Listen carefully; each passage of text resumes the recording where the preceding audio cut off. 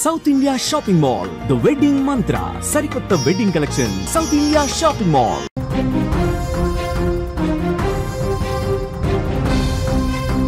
Is breaking news చూస్తున్నాం. Russia Ukraine కూడా వెనక్కి తగ్గనంటుంది. మూడేళ్లలో జరగని భయంకర యుద్ధం అక్కడ జరుగుతోంది. డ్రోన్లతో ఇరు దేశాలు నిరంతర దాడులైతే చేసుకుంటున్నాయి. యుక్రెయిన్ భూభాగంలోకి రష్యా ఎంట్రీ ఇచ్చింది. రష్యా దాడులను యుక్రెయిన్ తట్టుకోలేకపోతోంది. గ్రామాలపై బాంబుల వర్షం కురిపిస్తోంది. గ్రామాల్లో ప్రజలను యుక్రెయిన్ ఖాళీ చేస్తున్న పరిస్థితి నెలకొంది. అక్కడ యుద్ధ ఖైదీలను రష్యా విడుదల చేసింది. ఇటు రష్యా యుక్రెయిన్ వార్ అయితే పీక్స్ కి చేరిందని చెప్పుకోవచ్చు. యుక్రెయిన్ పై రష్యా అసలు కనికరం చూపడమే లేదు. బాంబులు వేసి బెంబేలెత్తిస్తోంది. మూడేళ్లు జరగని యుద్ధం ఇప్పుడు జరుగుతోందని చెప్పుకోవచ్చు. అక్కడ రష్యా అతిపెద్ద దాడులు చేస్తోంది. పుతిన్ తన విశ్వరూపాన్ని చూపిస్తున్నాడు.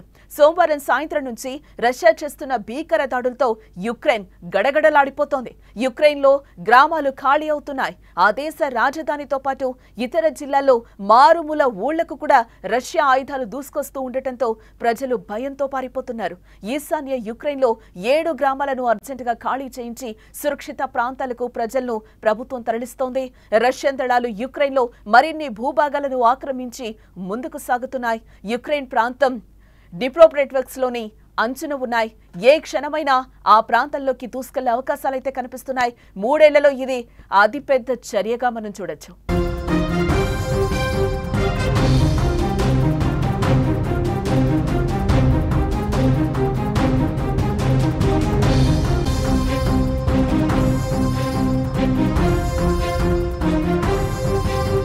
రష్యా చేస్తున్న నిరంతర దాడుల్లో యుక్రెయిన్ కు ప్రాణ ఆస్తి నష్టం భారీగా జరుగుతోంది.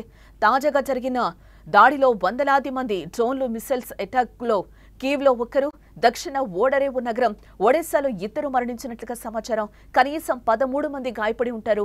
సెయింట్ సోఫియా కేథడ్రల్ తో సహా భవనాలు దెబ్బతిన్నాయి. యుక్రెయిన్ నగరాలపై రష్యా మొత్తం 315 డ్రోన్లు మరియు 7 క్షిపణులను ప్రయోగించిందని యుక్రెయిన్ సైన్యం అంటోంది.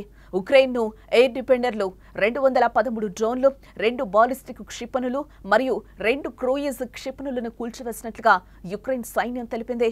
రష్యా దాడులకు ప్రతీకారంగా యుక్రెయిన్ కూడా దాడులు చేస్తున్న పరిస్థితి అక్కడ నెలకొంది. అయితే యుక్రెయిన్ దాడులను రష్యా అడ్డుకుంటోంది. సోమవారం రాత్రి నుండి మంగళవారం వరకు వైమానిక రక్షణ విభాగాలు 109 యుక్రెయిన్ డ్రోన్లను కూల్చివేసినట్లుగా రష్యా రక్షణ మంత్రిత్వ శాఖ ఇప్పటికే తెలిపింది. బెల్గోరోడ్ నగరంలోని పెట్రోల్ బంకుపై యుక్రెయినియన్ డ్రోన్ దాడిలో 1 మృతి చెందగా మరో 4 గాయపడినట్లుగా ప్రకటించింది ప్రభుత్వం.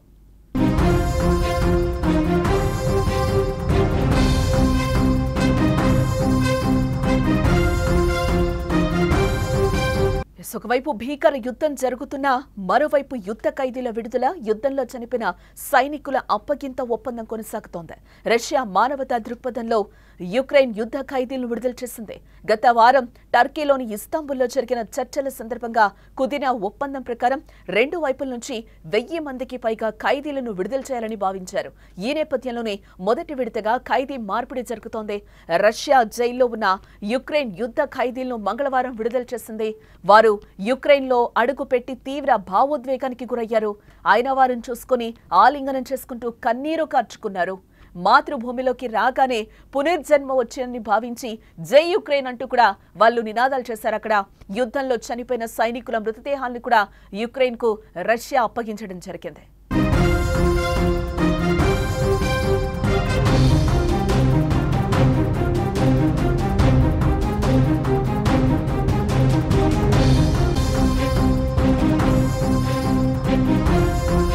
శాంతి చర్చల నేపథ్యంలో మృతదేహాలు, యుద్ధ ఖైదీలను మార్పిడి చేసుకున్న ఉక్రెయిన్ రష్యా యుద్ధంలో మాత్రం వెనక్కు తగ్గకపోవటం ప్రపంచాన్ని ఆందోళనకు గురి చేస్తోంది.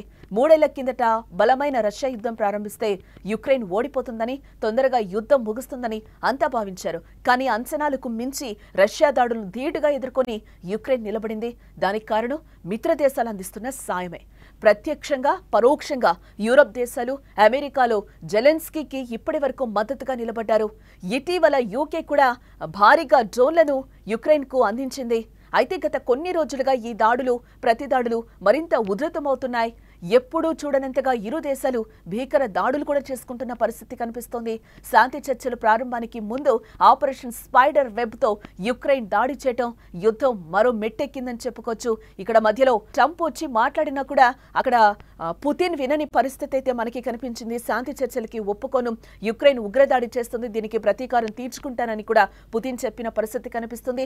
అదే యుక్రెయిన్ ఇప్పుడు కాళ్లు పట్టుకుంటున్న పరిస్థితి. ఆపండి, రష్యాకి చెప్పండి అని కూడా అందరినీ వేడుకుంటున్న పరిస్థితి కనిపిస్తుంది. ఊర్లు నాశనం అయిపోతున్నాయి. అక్కడ గ్రామాల నుంచి కూడా ప్రజల్ని తరలిస్తున్న పరిస్థితి కనిపిస్తుంది. మనం ఆ విజువల్స్ కూడా యుక్రెయిన్ లో పరిస్థితి ఏ విధంగా ఉందో కూడా మనం అక్కడ సుమన్ టీవీ స్క్రీన్ మీద అయితే మనకి క్లియర్ గా కనిపిస్తున్న పరిస్థితి కనిపిస్తుంది. ఎవరైతే యుద్ధ ఖైదీలు ఉక్రెయిన్ లోకి వచ్చారో వారందరూ కూడా కన్నీరు పెట్టుకుంటున్న పరిస్థితి అయితే కనిపిస్తుంది. ఇప్పుడే మేము అక్కడ యుద్ధ భూమి నుంచి వచ్చాము అని చెప్పి కూడా వాళ్ళందరూ ఖైదీలు తప్పించుకున్న తర్వాత ఖైదీలందరినీ కూడా యుక్రెయిన్ కి రష్యా ఇచ్చేసిన తర్వాత అక్కడంతా భావోద్వేగ వాతావరణం నెలకొందని చెప్పుకోవచ్చు. పునర్జన్మ వచ్చిందని కూడా వాళ్ళు భావోద్వేగానికి గురయ్యారు. చాలా ఇయర్స్ తర్వాత వాళ్ళు కలుసుకున్న భావోద్వేగాలు అయితే మనకి స్క్రీన్ మీద అయితే క్లియర్ గా కనిపిస్తున్నాయి. ఎస్, రష్యా ఇంకా దాడులు చేయడానికి రెడీగా ఉంది, యుక్రెయిన్ లో ఉన్నట్లుగా కూడా మనకి తెలుస్తుంది. గ్రామాలపై బాంబుల వర్షం కురిపిస్తున్న పరిస్థితి అయితే మనకు అక్కడ కనిపిస్తుంది. యుక్రెయిన్ అసలు ఈ దాడులకి తట్టుకోలేకపోతున్న పరిస్థితి అయితే కనిపిస్తుంది. గ్రామాలపై భీకరమైన దాడులు చేస్తుంది. ఇటు యుక్రెయిన్ కూడా ఉగ్రదాడి చేస్తుంది రష్యా అని చెప్తుంది, రష్యా కూడా యుక్రెయిన్ ఉగ్రదాడి చేస్తుంది అని కూడా చెప్తున్న పరిస్థితి కనిపిస్తుంది. రష్యా దెబ్బతో యుద్ధం ఆపాలంటూ యుక్రెయిన్ కోరుతోంది. రష్యా ఇదే దూకుడు కొనసాగిస్తే యుక్రెయిన్ కి కష్టాలు తప్పేలా లేవు.